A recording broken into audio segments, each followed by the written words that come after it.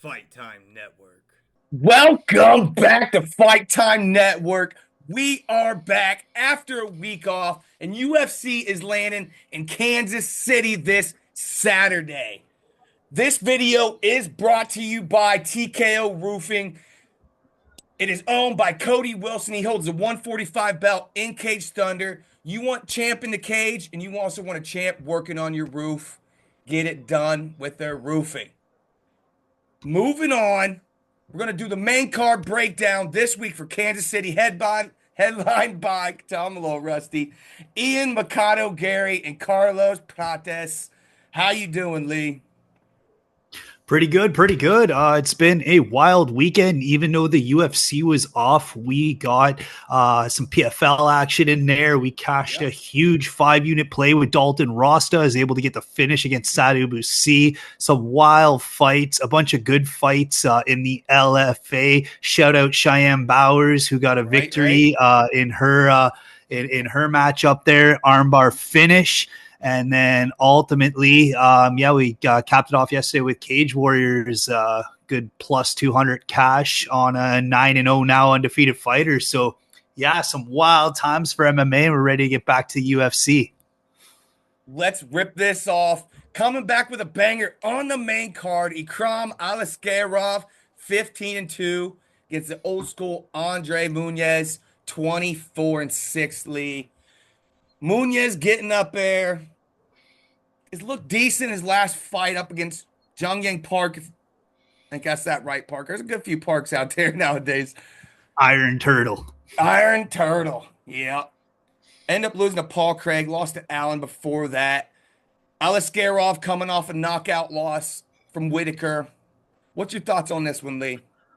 I think the books are right with this with Aliskerov. He's in at a minus 650 and rightfully so. I don't think there is a reason why Muniz should ultimately get the jump on him. I mean, everybody was hot on Muniz when he broke Jacare's arm in his UFC debut. That was wild. So he had all the hype going in from that, but he got finished by Paul Craig. He got finished by Brendan Allen, and Paul Craig and Brendan Allen really haven't been finishing anybody as of late. He narrowly did get that victory against Park. I think Aliskerov bit off, maybe underestimated Robert Whitaker to the level of competition that he's facing. But Aliskerov has faced high level UFC competition before he even entered the UFC. He's faced guys like Tululu in Brave Combat Federation over there, and that one's a wild one. That's given us Hamzat Chimaev and a bunch of other high talent guys. Muhammad Makayev is the champ there. So ultimately, I think Aliskerov is going to take this one, and the books reflect of how well he's going to do it. What I like though in this one is because in the last 5 fights that Aliskerov have, it hasn't gotten out of the first round. So the under 1.5 is the under 1.5 is minus 125. So that's a great line to lean into.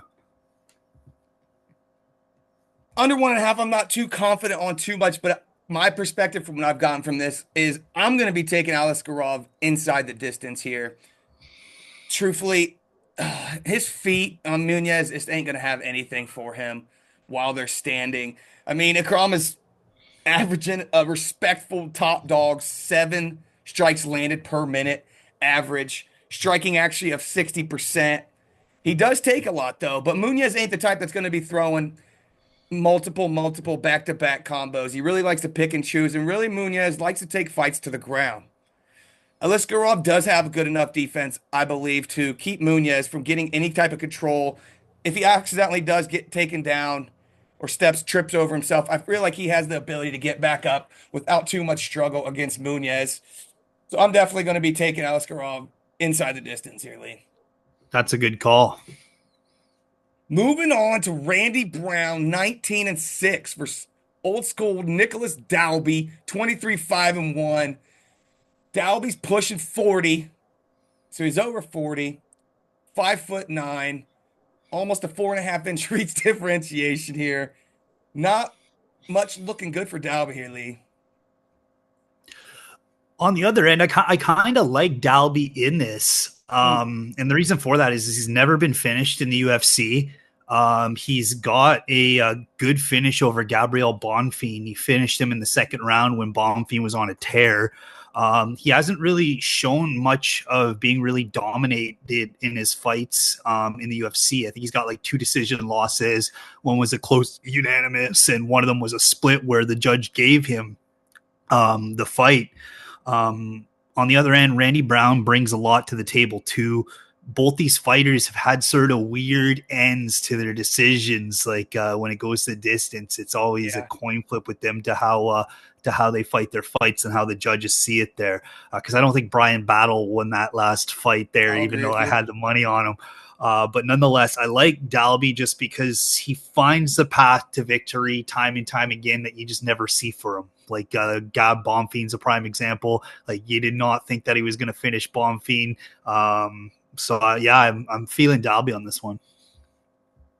I just really feel like the difference here is going to be the striking. Striking. I mean, Nick Dalby's not really known for his takedowns either, and this is going to be a fight. Because I'm with you on that. I don't think Brian Battle won that fight. I feel like Brown got kind of screwed. Battle's holding him up against the fence a bunch. Kind of had the judges sway in his, like you said, it's close. Even his loss to Fakradinov, very close fight.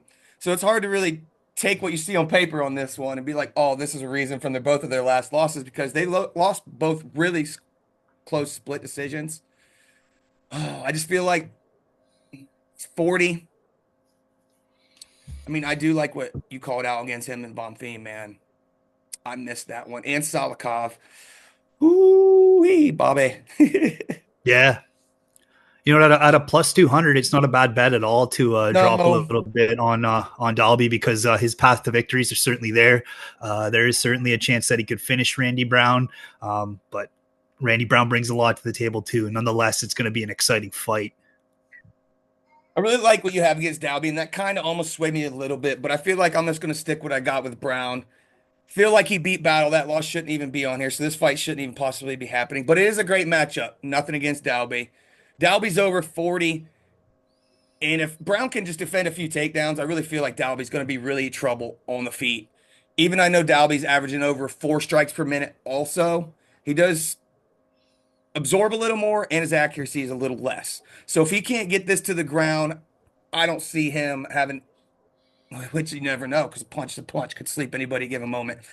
But within this one, and Dalby's over 40, so I can't really see him maybe even gaining the third round if he can't win one or two. He's gonna, just naturally with age, he's gonna be a lot slower than Randy Brown. What's he looking at? 34 years old, still in his prime. Yeah. That's how I see this fight going down. Is I feel like it's gonna. I got Brown by decision, truthfully, Hmm. Not a bad call. Not a bad call. pointing it out, making sure he gets this win. As long as he can get off the fence and Dalby can learn from Battle, maybe a little bit, hold him up against the fence for a little bit, just get control time. And that's how I feel it panning Absolutely. out. Yeah.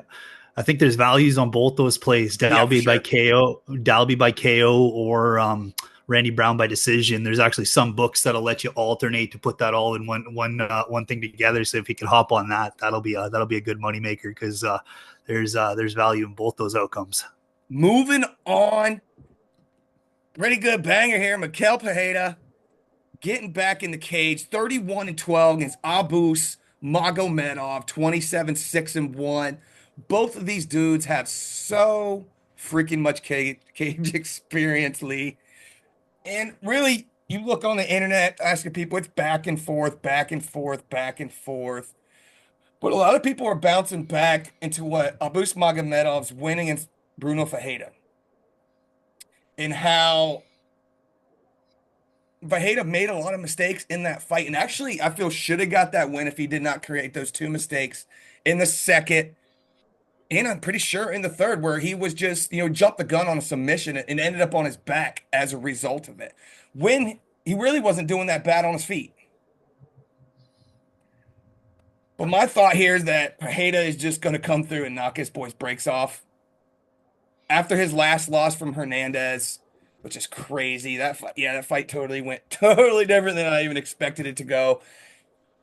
So it kind of showed a weakness in Pajeda, but I'm not jumping off him, dude. I'm going straight with Miguel Pajeda. probably inside the distance here on the feet. Yeah, absolutely. If he's going to get it done, that's how he's going to do it. I have If he can Michelle defend the Pierre. takedowns.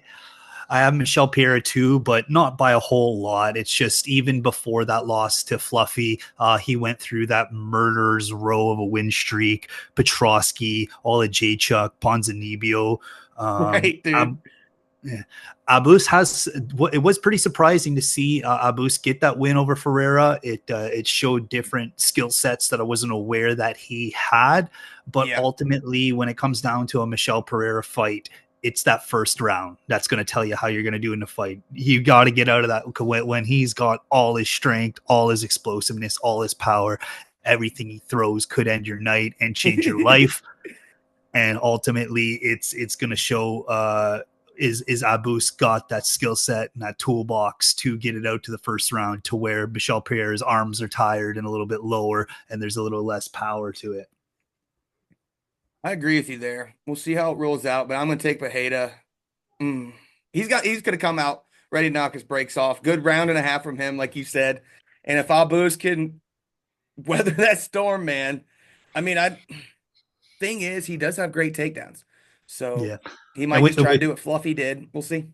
and with that said, I'm feeling no. I don't think Abus is going to be able to do it. I think Pereira is going to hit him hard, and it's it'll be a quick one. Moving on to the next banger here. Giga Jikadze, 15-4, came up against David Onama, 13-2. Whoo. I got Chikadze by decision here, Lee. Yeah, That's what I'm going with here. I know Onama's been looking great lately. He really has. And I don't want to take anything against him. But when you look at Chikadze, lost to Cater, lost to Allen. I mean, this is a big step up for David Onama, no doubt. We got a win over Pierce, win over Romero, win over Santos. We lost to Nate the Train Landwehr back a couple few years ago. Before that was Armfield. He has a great rap sheet. I just wish Giga was a little younger, but yeah. I feel like his cage awareness and what he's just gonna. Oh, I don't even know how to grab it. David Onama's gonna come in ready to knock his brakes off, and I feel like Giga Jikaji is just gonna deter that, keep his distance, and Onama's just gonna wear down, make a mistake. And Chikadze's going to hit him with something hard, maybe not sleep him. And he really needs this win. He just come off a loss. He's 1-2 in his last three. So he's not looking to maybe take big risks here. He's just going to secure the win. And that's what I see him doing by decision, being very smart with David Onama, not coming in, getting into the pocket and trading with him. I don't feel like that's how Chikadze is going to approach this fight at all. What's your thoughts on it, Lee? Yeah, so they're not too dissimilar in age, 32 and 35. However, they are at very 30 and different ends with 36.